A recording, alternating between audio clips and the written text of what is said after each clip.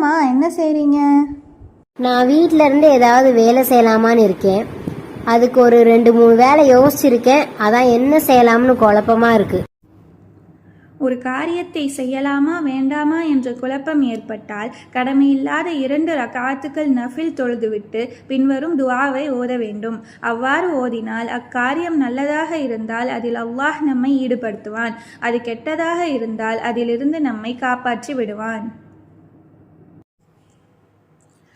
اللهم إني أستخيرك بعلمك وأستقدرك بقدرتك وأسألك من فضلك العظيم فإنك تقدر ولا أقدر وتعلم ولا أعلم وأنت علام الغيوب.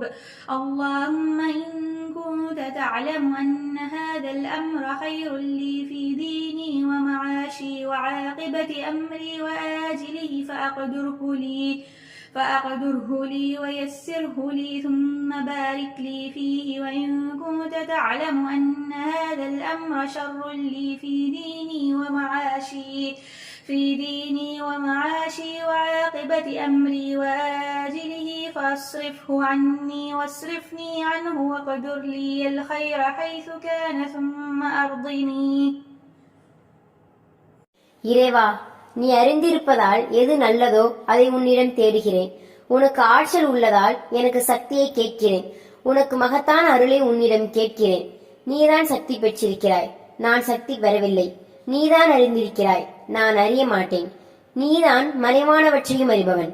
இறைவா, இந்த காரியம் எனது மார்க்கத்திற்கும் எனது வாழ்க்கைக்கும் எனது இம்மைக்கும் மறுமைக்கும் நல்லது என்று நீ கருதினால் இதை செய்ய எனக்கு வலிமையை தா.